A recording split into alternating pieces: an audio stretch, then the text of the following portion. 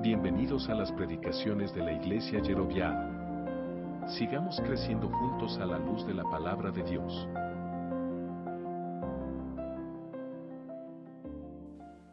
Necesitamos periódicamente recordar y hacer memoria de que esta vida es pasajera, de que esta vida es temporal, y abrir nuestros ojos y darnos cuenta de mucho por lo que peleamos día a día, mucho por lo que luchamos, mucho por lo que invertimos nuestro tiempo, nuestro esfuerzo, nuestras lágrimas, es pasajero.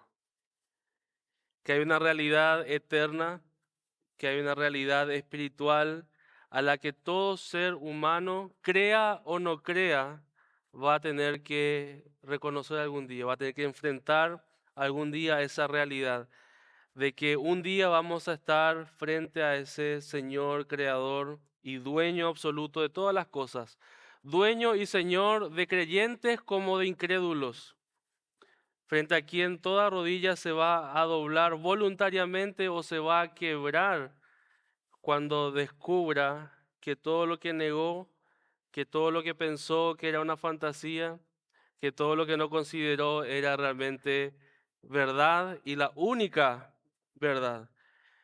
La única razón por la cual vale la pena desvivirse en esta vida terrenal. Continuamos ahí con esa línea de pensamiento en Lucas capítulo 12. Comenzamos el domingo pasado a ver este llamado de parte del Señor Jesucristo mismo, diciéndonos: hey, discípulo, tu Señor viene, tu Señor regresa. Él está a la puerta, Él viene por su pueblo, Él viene a culminar, a terminar lo que ha comenzado. Jesucristo vino a este mundo, vivió una vida terrenal perfecta, murió para pagar el precio de mi pecado y de tu pecado, fue sepultado en una tumba prestada, resucitó al tercer día. Muchos le vieron muerto y después le vieron vivo, testigos oculares que estuvieron dispuestos a morir por esa verdad que nadie podía negarles. Y no termina el Evangelio, ahí no termina la historia, ahí no termina el Evangelio. Jesús afirmó, y la Escritura afirma de una forma contundente y clara, de que ese mismo Señor, quien vino, se hizo carne, habitó entre nosotros, de cual vimos su gloria, murió por los pecados, ascendió a los cielos, un día va a regresar, un día va a volver. Y cuando vuelva, Él va a venir a tomar a los suyos, va a recompensar a sus fieles y va a traer el merecido castigo a todos aquellos que no han creído en Él. Tu Señor viene. Y ese título de tu Señor le va tanto a creyentes como no creyentes. Porque creas o no, es tu Señor. Es tu dueño. Tiene el derecho de autor sobre tu vida. Y sobre los que creemos, obviamente, tiene el derecho de salvador sobre nuestras vidas también. El regreso de Cristo es una realidad que nadie ni nada va a poder retrasar. Nadie va a poder evitar que Cristo regrese. Él ha determinado el momento. No sabemos cuándo, no sabemos la hora, no sabemos el día. Pero es una realidad innegable. Cristo va a volver. Tu Señor viene. Ahora, la gran pregunta no es si Cristo viene o no viene. La pregunta no es cuándo viene, porque no hay una respuesta para eso. La pregunta es, ¿estoy listo? ¿Estoy preparado para que mi Señor venga? ¿Está mi casa o la casa que Él me dio, lo que Él puso en mis manos, está en condiciones para recibir a ese Señor que viene? Vamos a leer nuevamente el versículo 35 y hoy vamos a leer hasta el versículo 48 y es la porción del versículo 41 al 48 la que vamos a estudiar o continuar estudiando en esta mañana. Dice así Lucas capítulo 12, versículo 35. Estén ceñidos vuestros lomos y vuestras lámparas encendidas. Y vosotros sed semejantes a hombres que aguardan a que su señor regrese de las bodas, para que cuando llegue y llame, le abran enseguida. Bienaventurados aquellos siervos a los cuales su señor cuando venga halle velando. De cierto os digo que se ceñirá y hará que se sienten a la mesa, y vendrá a servirles. Y aunque venga a la segunda vigilia, y aunque venga a la tercera vigilia, si los hallare así, bienaventurados son aquellos siervos. Pero sabed esto, que si supiese el padre de familia a qué hora el ladrón había de venir, velaría ciertamente y no dejaría minar su casa. Vosotros pues también estad preparados, porque a la hora que no penséis, el Hijo del Hombre vendrá. Entonces Pedro le dijo: Señor, ¿dices esta parábola a nosotros o también a todos? Y dijo el Señor: ¿Quién es el mayordomo fiel y prudente al cual su señor pondrá sobre su casa, para que a tiempo les dé su ración?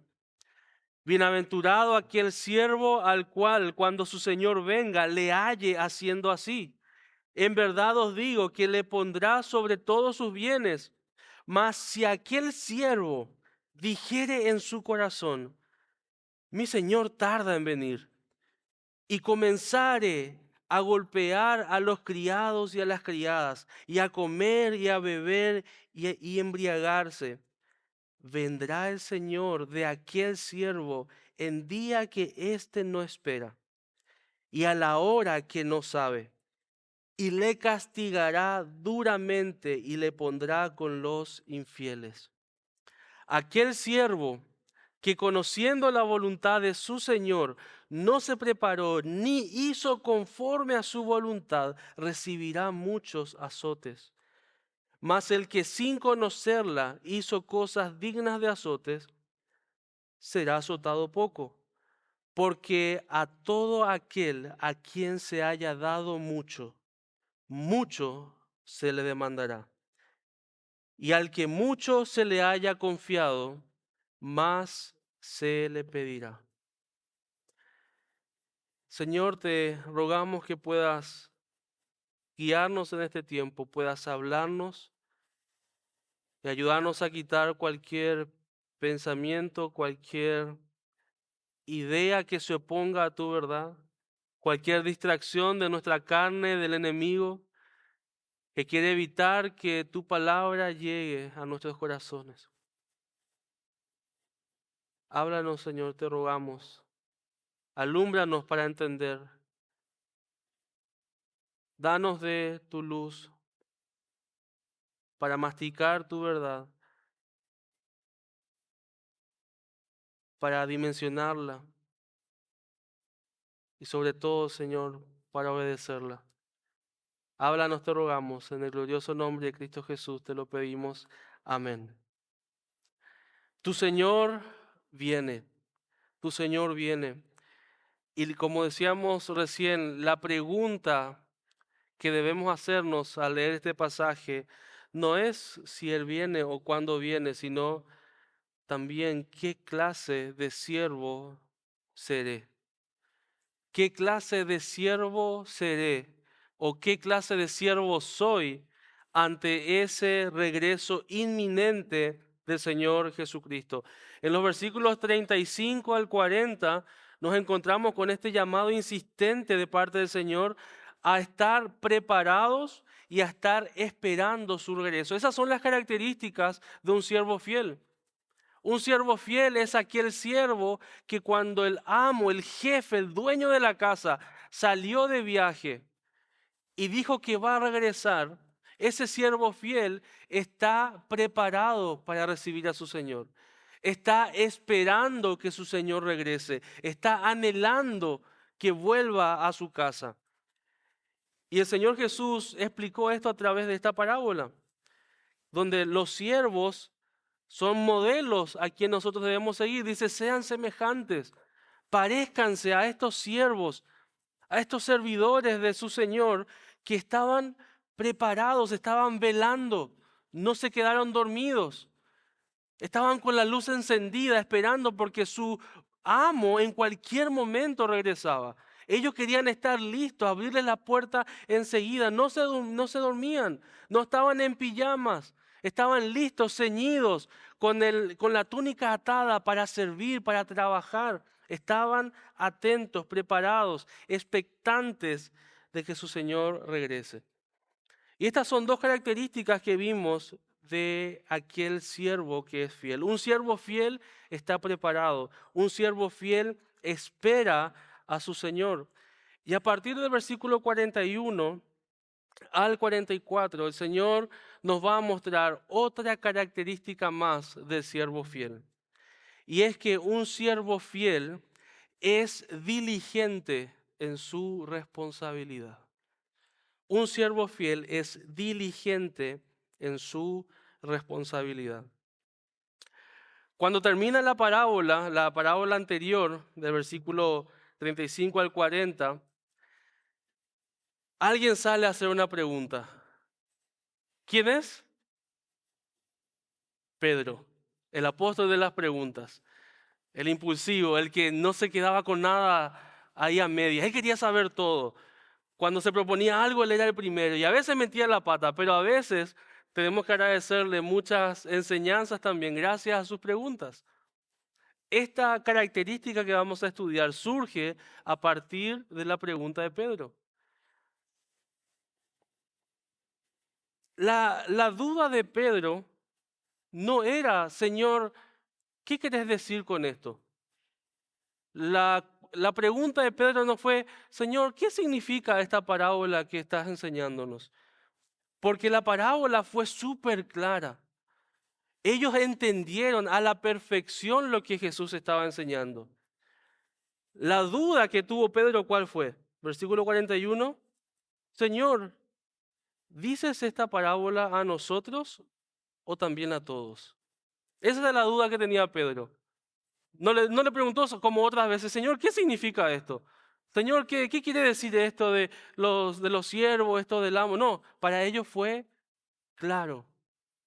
La pregunta que se hizo Pedro, la duda, la curiosidad que tenía es, Señor, ¿esto es solo para nosotros, tus discípulos, o es para todos? ¿Por qué hace esa pregunta y por qué Pedro necesitaba hacer esa distinción? Si vemos a partir del capítulo 11, capítulo 12, Jesús constantemente está cambiando de dirección en sus enseñanzas. En un momento está hablando de forma específica a sus discípulos, que incluían no solamente los 12 apóstoles, sino que aquellas mujeres también que estaban siempre con él, aquellos que abiertamente se confesaban discípulos de Jesús y día a día estaban con él. Muchas veces le habló y le enseñó directamente a ellos, pero otras veces se dirigía directamente a la multitud. Y así iba cambiando, pareciera que una enseñanza iba para la multitud, otra enseñanza para los discípulos. Enseñaba algo para la multitud y después agarraba algo de esa enseñanza y la aplicaba una parte para sus discípulos. Pero la duda de Pedro justamente surge porque si vemos versículo 22 del capítulo 12, versículo 22, vemos que Jesús empieza a dirigirse a quienes. Dijo a sus discípulos. Él estaba hablando directamente a sus discípulos. Y ahí Pedro entró en conflicto, ¿verdad? Está diciendo, él está hablando de que en esa casa van a haber siervos que van a estar preparados y siervos que no van a estar preparados.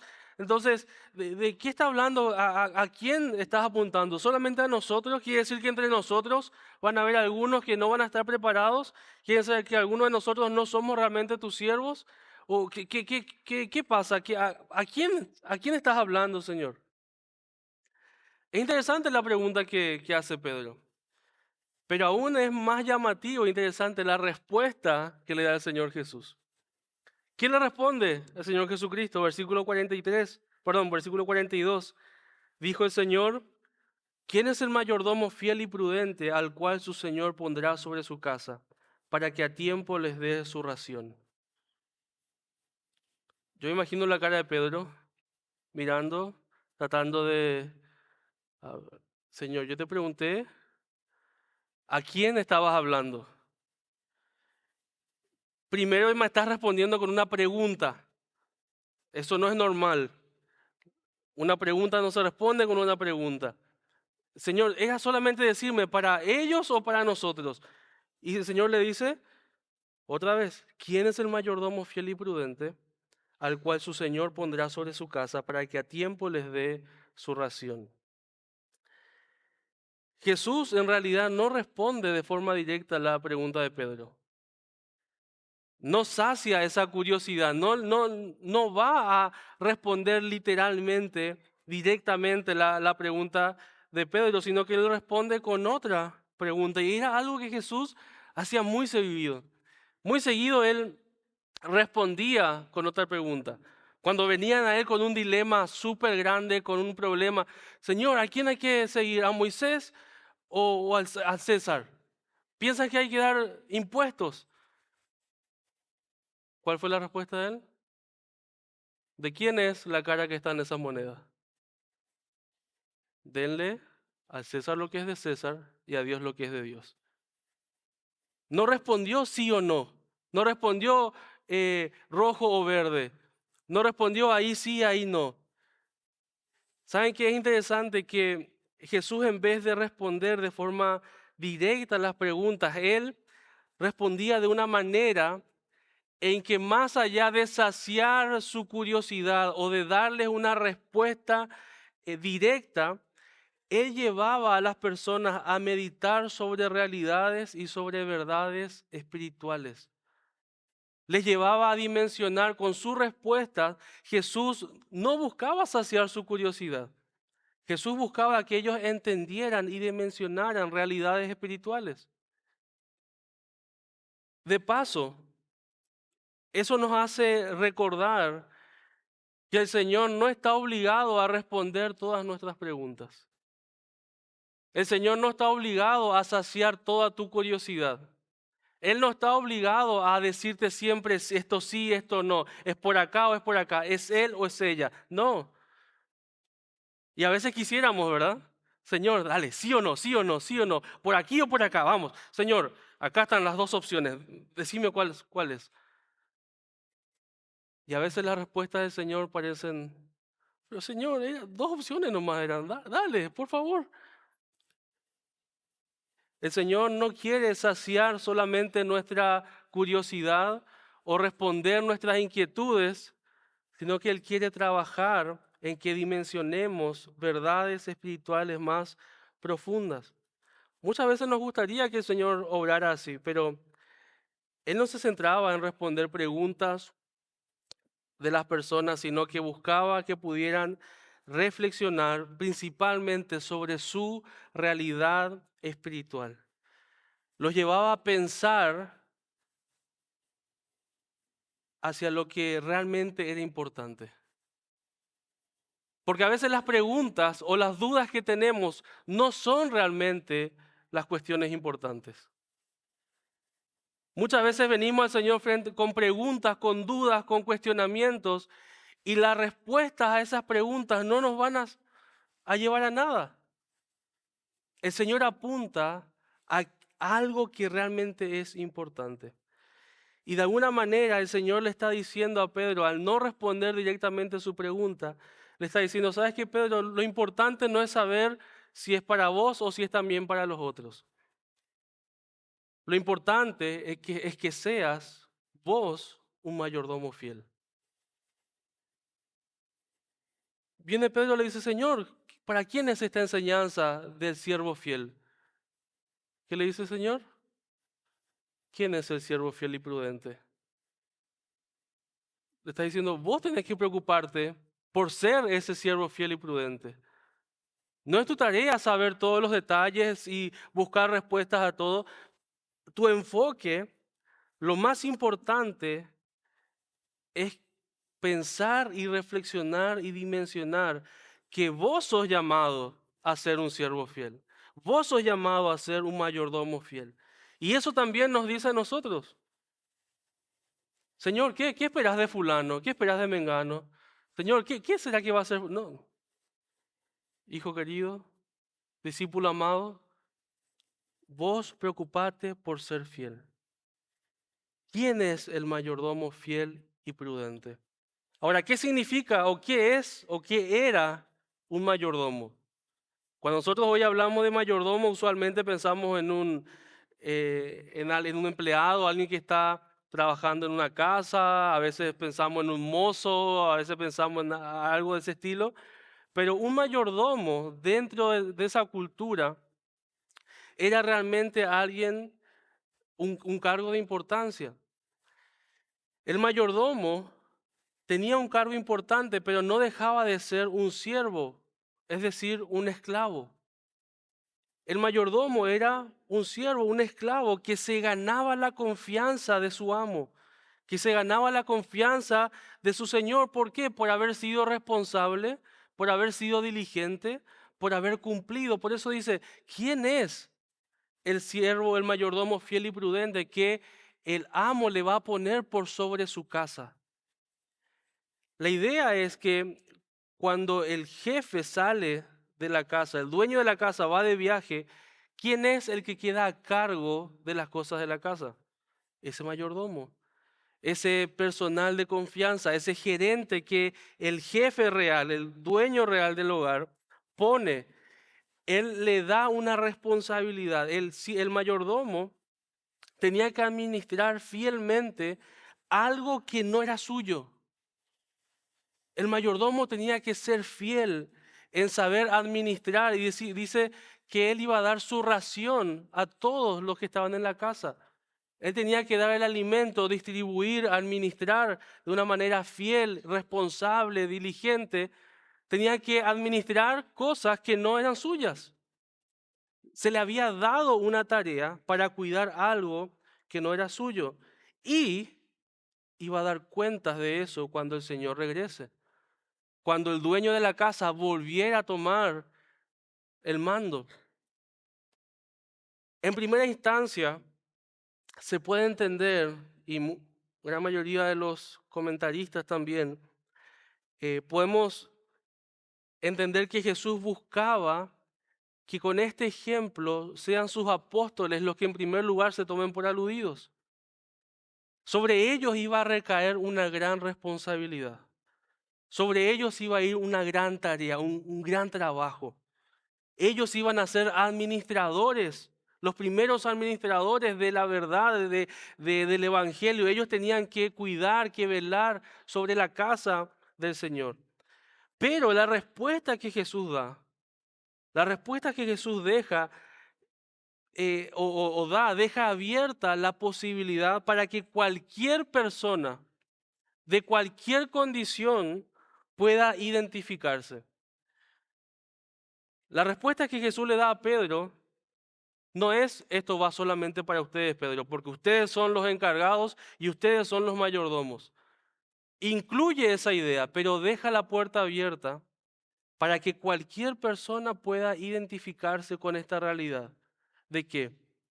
De que todos somos mayordomos. Todos somos administradores. Los discípulos, los líderes religiosos, los escribas y fariseos que estaban escuchándole a Jesús, los publicanos, los pescadores, cualquier persona del pueblo, todos ellos podían considerarse dentro de ese ejemplo. Y hermanos, hoy esta realidad sigue vigente. Hoy esta puerta sigue abierta. Ese peso de responsabilidad, esa mayordomía, ese deber de ser buenos administradores de lo que Dios nos ha puesto en nuestras manos, no es solamente para pastores, no es solamente para misioneros, no es solamente para líderes, para diáconos, para quienes están sirviendo en la iglesia, es para todos, incluso creyentes y no creyentes. Todo ser humano es responsable de ejercer una mayordomía fiel con lo que Dios puso en sus manos. ¿Sabías que todos vamos a dar cuenta? No solo los creyentes vamos a dar cuenta por lo que Dios puso en nuestras manos. Los incrédulos van a rendir cuenta por la vida, por el aliento, por los minutos que Dios le entregó, por todo lo que puso sobre sus manos. Todos aquellos a quien Dios permitió tener grado de responsabilidad, todos aquellos a quienes Dios le puso un cargo para que administre, aquellos a quienes Dios puso en poder, ellos van a rendir cuenta por eso. Así que no te plagues tanto por los políticos infieles, el Señor se va a encargar de ellos. Él va a asumir justicia. Todos somos administradores, todos, desde el más pequeño hasta el más grande. Absolutamente todos somos mayordomos.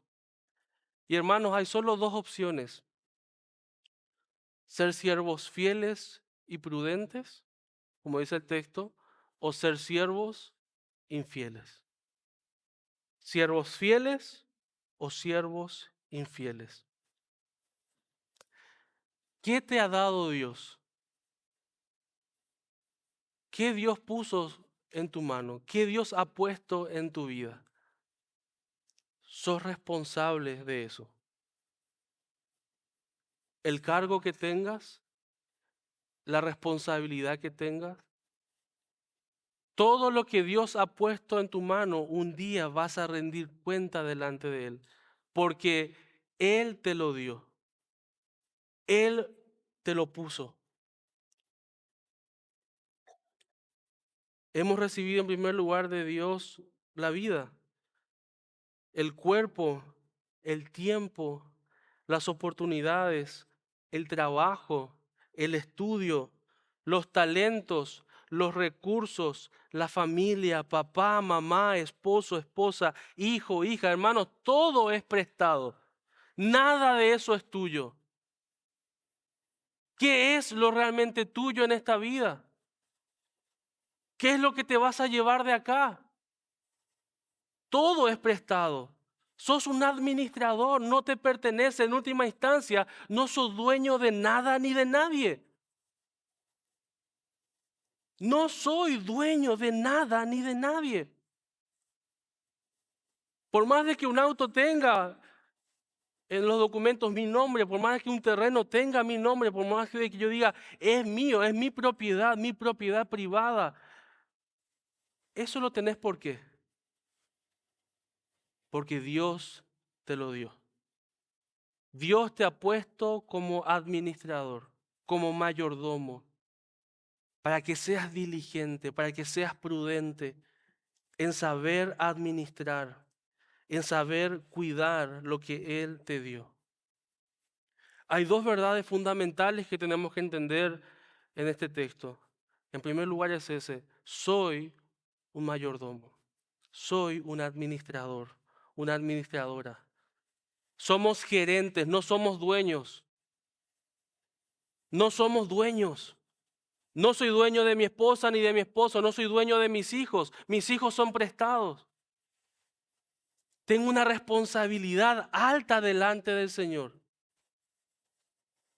Tengo que ser diligente en amar a mi esposa, en respetar a mi esposo, en instruir a mis hijos, en cuidarles, en proveerles. Debo ser diligente. Todos somos mayordomos. En el uso del tiempo, en las palabras que usamos, la escritura es clara. Vamos a rendir cuenta de cada palabra, dice, hasta de aquellas que sean ociosas, aquellas cosas que dijimos por decir. Hasta de eso se nos va a pedir cuenta. Y esa es la segunda realidad, la segunda verdad. No solo soy mayordomo, sino que voy a rendir cuenta por cómo administré. Voy a rendir cuenta de cuán fiel fui o cuán infiel fui con lo que Dios puso en mis manos. Y esto no se limita a cuestiones ministeriales o cuestiones dentro de la iglesia. Incluye todo. Como cristianos somos llamados, como seres humanos, como criaturas del Señor, como creados por Dios, somos llamados a ser fieles. Y obviamente la única manera en que uno puede ser fiel al Señor con lo que Él nos ha dado es a través de Cristo. No hay manera que una persona que no tenga a Cristo pueda ser hallado fiel. Pero hermanos, vamos a rendir cuentas. Y el parámetro que el Señor va a usar no es cuantitativo, no es cuánto alcanzaste. Porque en realidad vos no alcanzaste nada. Si tuviste fuerza, si tuviste inteligencia, ¿quién te dio esa inteligencia? ¿Quién te dio esa fuerza? ¿Quién te dio la salud? ¿Quién podía hacer así y tu corazón deja de latir? ¿Quién puede hacer así y tus pulmones dejan de respirar? Dios te otorgó ese tiempo, Dios te otorgó la salud, Dios te otorgó las oportunidades. Dios fue el que en su gracia, en su soberanía, te puso a vos cosas que a otro no y a otro le puso cosas que a vos no. Él hizo eso, Él repartió esa responsabilidad como Él quiso. A alguno le dio 10, a otro le dio 20, al otro le dio 40, y Él va a exigir cuentas por esos 10 que les dio, por esos 20 que les dio, por esos 40 que les dio. Su parámetro no es cuantitativo de cuánto alcanzaste, sino de cómo administraste lo que Él te dio. No es en base a un resultado, a una cantidad o cosas que vos produjiste, es en base a la fidelidad, es en base a la diligencia, a la responsabilidad. Si hay dos cosas que tenemos que recordar son estas: soy un mayordomo, soy un administrador y el jefe puede llegar en cualquier momento. Tengo que estar atento, tengo que estar listo, pero tengo que estar preparado, tengo que estar haciendo mi trabajo. Por eso dice versículo 43, bienaventurado aquel siervo al cual cuando su señor venga le halle haciendo, le halle trabajando. La espera fiel al Señor no es una espera pasiva, no es una espera de, bueno, me siento a esperar y listo, que el Señor venga y ya está. Como muchos pretendieron hacer, ¿verdad? Que muchos de los tesalonicenses, el Señor va a venir, así que listo, ya, comamos y bebamos que mañana moriremos. Y se cruzan de brazos, total, el Señor va a venir pronto y ya. No, un siervo fiel no está solamente esperando de brazos cruzados. Un siervo fiel está ceñido, sirviendo, trabajando, cumpliendo su deber. Y dice, bienaventurado aquel siervo que cuando el Señor venga le encuentre como haciendo, trabajando, siendo diligente. Hermanos, no hay espacio para la pereza para un mayordomo. No hay espacio para la negligencia para un mayordomo que quiere y anhela ser fiel para su Señor.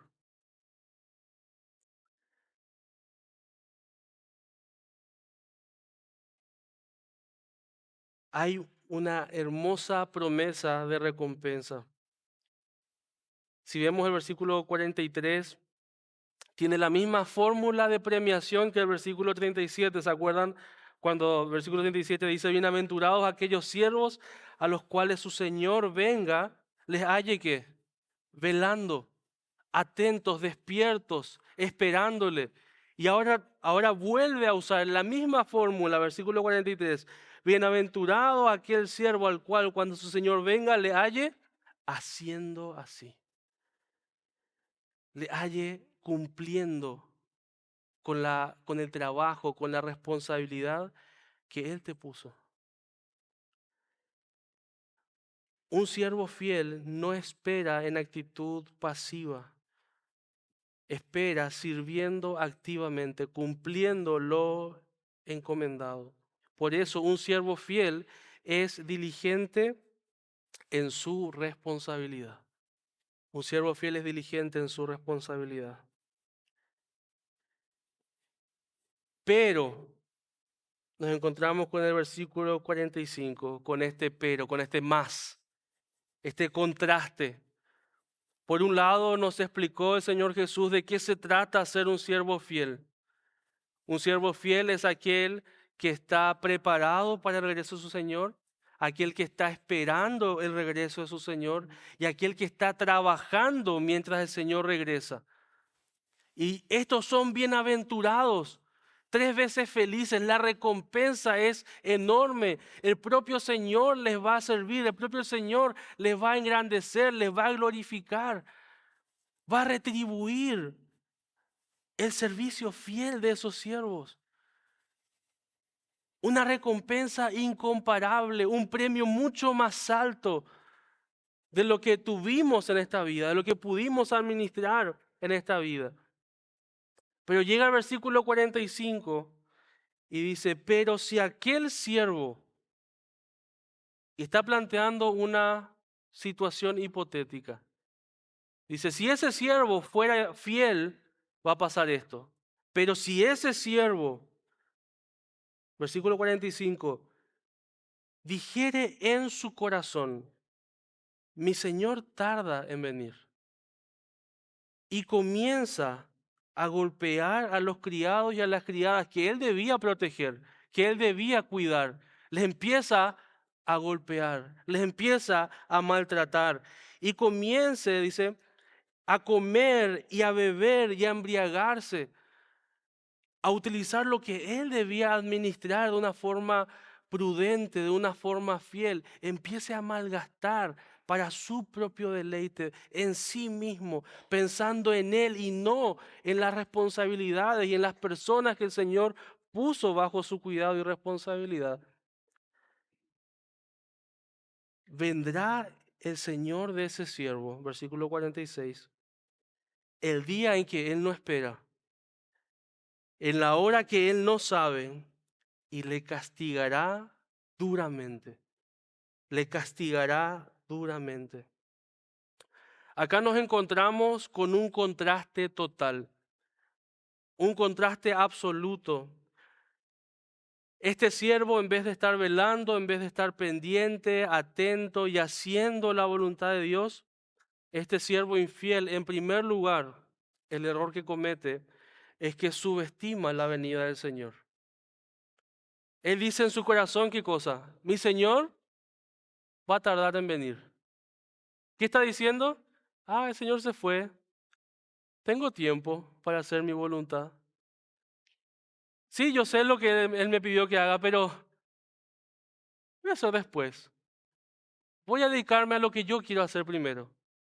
Voy a aprovechar a usar lo que no es mío como si fuera mío. Voy a tratar a las personas como si fueran mías. Voy a hacer con ellas lo que yo quiera. Voy a hacer con lo que es de mi Señor. Voy a hacer lo que yo quiero como si fuera mío. Yo voy a ser el nuevo Señor de la casa. Yo voy a tener la última palabra. Total, Él va a tardar en venir y voy a tener tiempo para que cuando yo sepa que Él va a venir, ya acomodo la casa, ajusto las cosas, voy a tener tiempo. Voy a tener tiempo. Es interesante que este siervo no dice, voy a rebelarme y voy a tomar todo esto y voy a destruir y cuando venga ese Señor lo voy a matar. No. Él dice, Él va a tardar en venir. Él era consciente de que su Señor iba a volver y él iba a rendir cuentas delante de su Señor.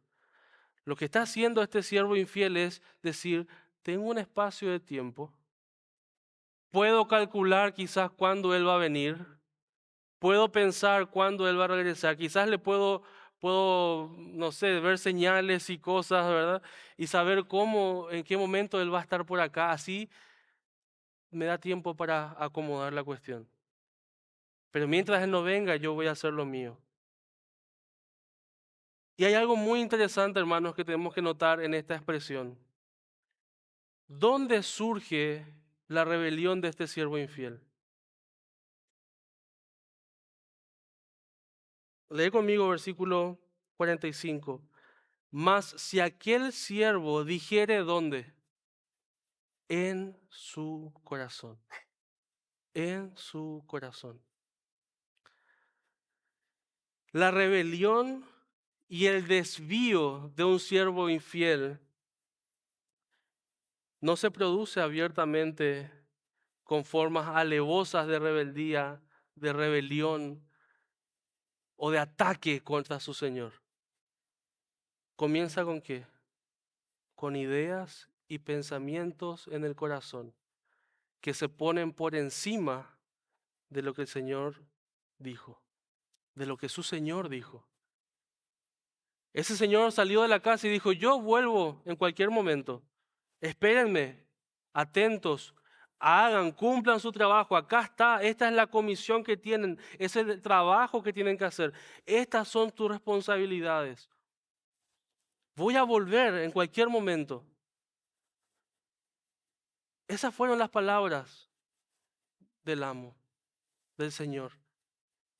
Pero ese siervo infiel agarra esas palabras y dice, no sé, no creo, va a tardar más en venir.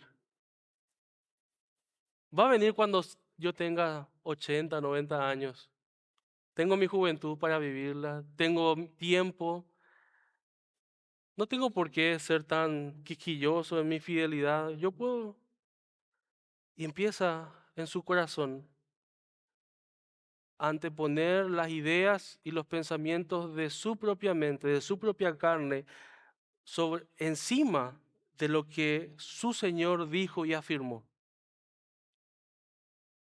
El teólogo Hendrickson dice, lo que un hombre se dice a sí mismo con frecuencia es más importante que lo que dice abiertamente. Lo que una persona se dice a sí misma con frecuencia es más importante de lo que dice o decimos abiertamente. Porque claro, acá podemos estar muchos hermanos que de labios para afuera decimos amén, sí, es cierto, es verdad, el Señor viene. Pero en nuestros corazones estamos diciendo, sí, yo sé lo que tengo que hacer, pero después lo voy a hacer. Yo sé lo que tengo que dejar, pero después lo voy a dejar. Tengo tiempo. Puedo seguir negociando, puedo seguir coqueteando con el pecado. Puedo seguir jugueteando de aquí para allá con la voluntad de Dios. Total, tengo tiempo. Él me va a dar tiempo para arrepentirme. Él me va a dar tiempo. Voy a tener espacio para arreglar las cosas. Soy muy joven para esto. Soy muy viejo para esto. Ese es el gran enemigo de Satanás. Riley dijo eso. Una de las estrategias del enemigo es convencerte cuando sos joven de que sos muy joven para entregarte a Él. Y cuando seas viejo, cuando seas mayor, te va a decir, ya es demasiado tarde para entregarte a Él. Mi Señor tarda en venir. Nuestra rebelión comienza en el interior del hombre. Comienza por colocar los pensamientos por sobre la verdad de Dios. Sus intenciones antes que los preceptos y las órdenes de su Señor. El Señor se va a demorar. Puedo hacer y puedo vivir como yo quiera, no como Él quiera. Y hermanos, esta es la gran característica de muchos de quienes hoy se llaman siervos e hijos de Dios, que viven de una forma totalmente incoherente, que viven según su pensamiento, según su deseo, pensando que son dueños de su propia vida, pensando que ellos pueden hacer y dejar de hacer lo que ellos quieran. Total, tienen tiempo. Hermanos, mucha de nuestra negligencia, mucha de nuestra desobediencia abierta comienza por subestimar el regreso de nuestro Señor en nuestros corazones. Esa rebelión externa, esos pasos de desobediencia abiertos que hacemos, comenzaron con subestimar, con menospreciar el regreso de nuestro Señor. Él se va a demorar, Él va a tardar y empezamos a negociar lo que no es negociable. El siervo infiel subestima la venida del Señor y en consecuencia, en segundo lugar, es negligente. A causa de este menosprecio a su venida, eso resulta en negligencia con su responsabilidad. En vez de ser diligente, es negligente con lo que el Señor le ha dado. Y leamos nuevamente cuál es la característica, dice el versículo 45, este siervo infiel dice en su corazón, mi Señor va a tardar en venir, y comienza a golpear a los criados y a las criadas. Empieza a comer, a beber y a embriagarse. No solo deja de hacer lo que el Señor quiere, sino que empieza a hacer lo que Él quiere para su propio vientre, para su propio estómago, para su propio deleite, sin importar la voluntad de Dios, sin importar lo que Él quiera y lo que Él requiere de mí. Y es interesante cómo comienza con un pensamiento en su corazón y después nos da pasos de desobediencia realmente graves. De pensar en su corazón que el Señor no va a regresar, pasó a golpear a los criados. O sea, la maldad manifestada en este siervo infiel es muy notable. Golpea a los criados y a las criadas. Una vida de descontrol, una vida de egoísmo que comenzó con ideas que se anteponían a la idea y al pensamiento de Dios. Cuando él debería cuidar lo que estaba bajo su responsabilidad, los lastimó. Cuando debía administrar los recursos, los malgastó en sí mismo, en su propio deleite. Y acá, hermanos, rápidamente podemos ver el cuadro de toda la humanidad. Usando, abusando, malgastando, deteriorando lo que Dios puso sobre o en las manos del hombre.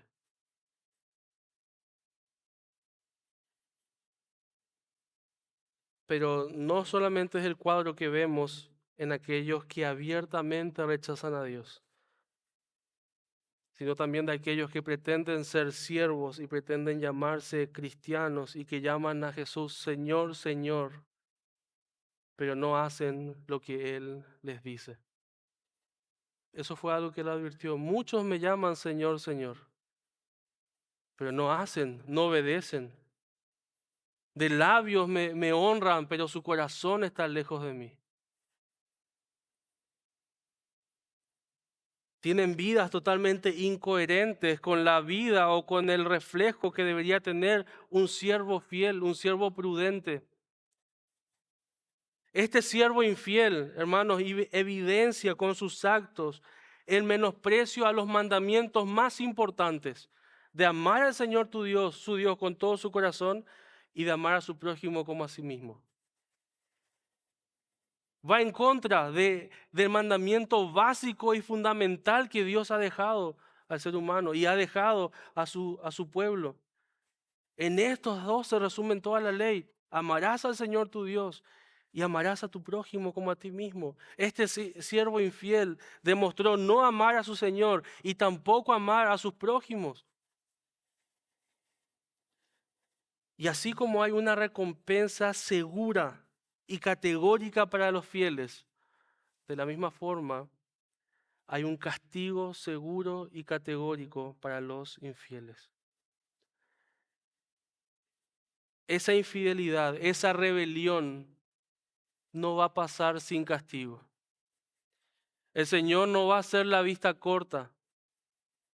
El Señor va a ser justo. Versículo 46, vendrá el Señor de aquel que estaba viviendo su vida, haciendo lo que él quería, lo que ella quería, en el momento donde menos esperaba, en la hora donde pensaba que tenía la hora, el día y los años ganados, comprados. ¿Y qué va a hacer? Muchos piensan que el Señor va a venir y va a decir, mira, yo soy misericordioso, tengo misericordia de vos. Eso es lo que muchos tienen esa idea de Dios. Yo puedo vivir como quiera y total, Dios va a ser misericordioso, Él va a ser bueno. Yo no soy bueno, pero Dios es bueno. Entonces Él me va igual me va a hacer sana sana y me va a dejar entrar con Él. Me va a permitir tener comunión con Él. No importa si yo le aborrecí toda mi vida. No importa si yo fui en contra de su voluntad todo el tiempo. No importa si yo escupí en su ley, en su palabra. No importa si yo maltraté a sus criados. No importa si yo malgasté lo que Él me dio. Él es misericordioso y me va a dejar entrar. Tienen un concepto errado de Dios. Tienen un Dios que no es bíblico, porque ese Dios que es misericordioso ha mostrado su misericordia a través de su Hijo, pero Él mostrará su justicia, su ira santa sobre todos aquellos que han rechazado ese medio de misericordia y de gracia que Él ha establecido. Y sobre ellos, dice, vendrá un castigo duro. Esa expresión nosotros leemos acá y no nos suena tan fuerte, pero la expresión en el griego es fuertísima. Esa expresión lo castigará duramente, literalmente significa lo partirá en pedazos. Eso es lo que hará, dice este Señor, cuando vuelva y vea a esos infieles que han demostrado menosprecio a su persona, a su ley, a su voluntad. Lo partirá en pedazos y le pondrá con los infieles. Y el versículo 47 explica la razón de este castigo severo. ¿Por qué este castigo es tan fuerte, es tan duro? Dice el versículo 47, aquel siervo que conociendo la voluntad de su Señor, sabiendo lo que tenía que hacer, aquel que tenía claridad, que no era ignorante con lo que estaba haciendo, no estaba haciéndolo en ignorancia, aquel que sabía, que conocía, pero que no se preparó y no hizo conforme a su voluntad, recibirá muchos azotes. Literalmente recibirá azotes, será cortado. Recibirá muchos azotes. Ese siervo que conociendo la voluntad de su Señor, hizo todo lo contrario al siervo fiel. El siervo fiel se preparó, el siervo fiel hizo la voluntad de su Señor. Este siervo infiel dice, no se preparó y no hizo conforme a la voluntad de Dios. Recibirá muchos azotes. Y hace una comparación entre los infieles conscientes, aquellos infieles que saben que tienen la luz, que tienen información, y aquellos infieles que son infieles a causa de la ignorancia. Miren versículo 48. Pero el que sin conocerla hizo cosas dignas de azotes, será azotado poco. ¿Qué es el tema acá? Sí, la Biblia habla de niveles, tanto de recompensas como niveles también de castigos. El castigo sigue siendo eterno, pero hay niveles de castigo. Jesús lo dijo a diferentes ciudades, ay de ti, Corazín y Betsaida, ay de ti, tal lugar. Si en ti se hubieran hecho las señales, o si Sodoma y Gomorra hubieran tenido las señales que recibiste, la luz que recibiste, el conocimiento que recibiste, ellos se hubieran convertido. Vos tuviste mucho más privilegio, tuviste mucho más y aún así rechazaste. Ciertamente tu castigo va a ser mucho más liviano que lo que recibieron Sodoma y Gomorra. El Señor lo dijo y acá lo vuelve a establecer. Aquellos que tengan conocimiento de la voluntad de Dios, aquellos que sean conscientes de lo que Dios quiere y desea, pero no lo hacen y no están preparados, serán tomados como infieles y recibirán un castigo peor de aquellos que fueron infieles, pero no recibieron la misma luz. Porque se le pedirá cuenta respecto a lo que recibieron. Al que más tuvo, más se le va a demandar. Al que más recibió, más se le va a exigir.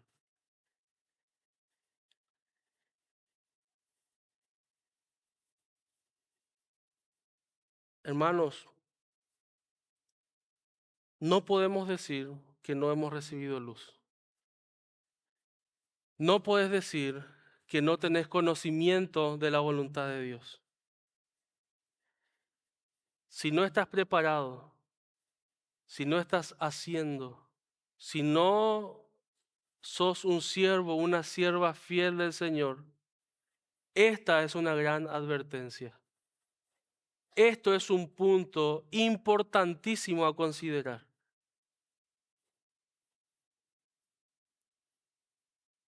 Estos días hablábamos en la clase de la escuela con algunos alumnos y hablábamos de privilegios que ellos disfrutan al estar en familias cristianas, al tener un colegio cristiano, profesores, directores que se importan por ellos.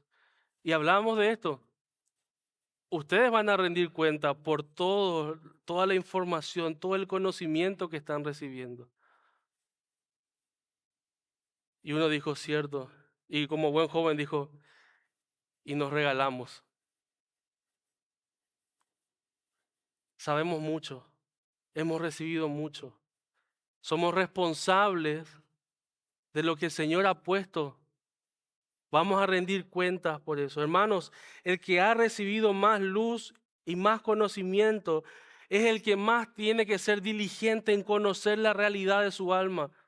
Aquel que más debe esforzarse y aquel que fue más instruido en la verdad, aquel que conoce la verdad, pero no la está viviendo, realmente tiene que temblar de temor. Por eso el apóstol Pablo dice, impórtense por su salvación, ocúpense en su salvación con temblor y con temor. Ocúpense en su salvación. Preocupate si en tu vida no hay evidencias de ser un siervo o una sierva fiel.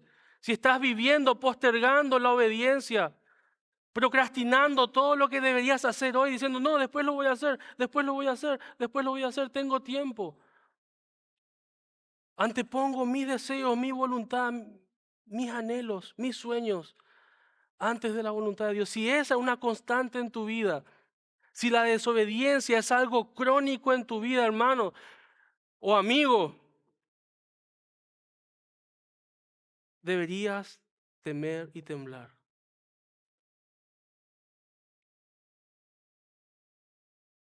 Si no hay señales de una fe activa en tu vida, de un alejamiento constante del pecado, de un deseo por conocer y acercarte más al Señor, tenés que considerar seriamente el destino de tu alma.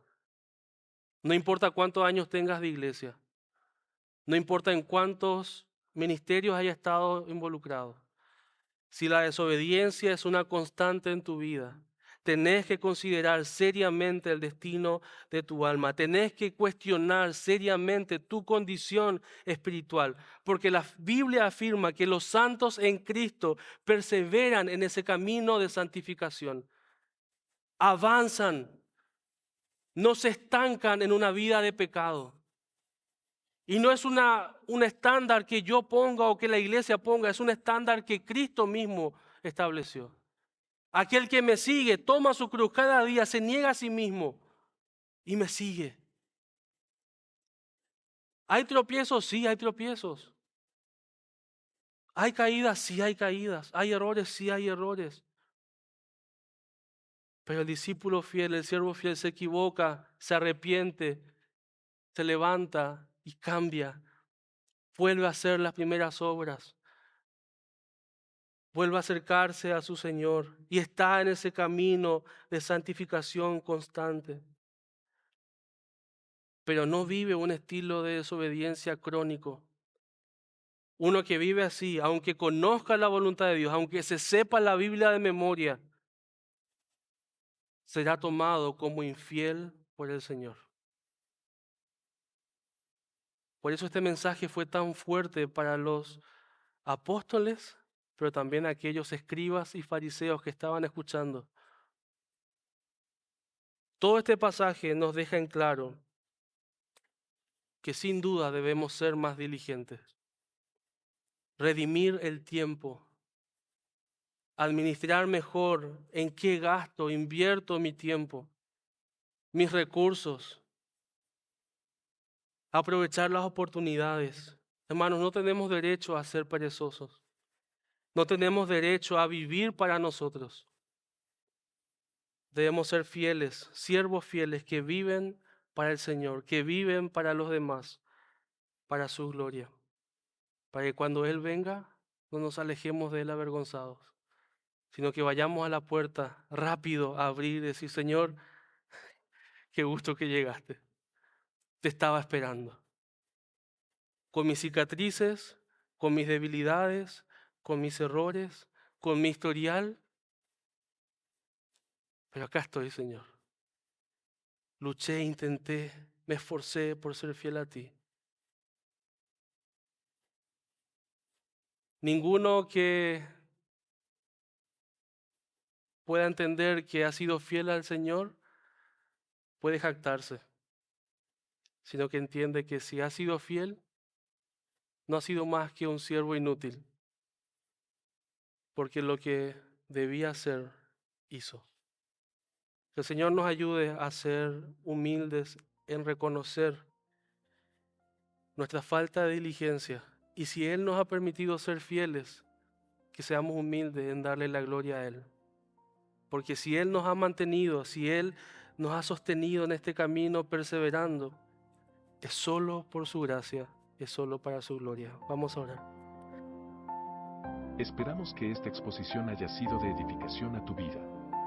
Compártela para seguir sembrando con esperanza.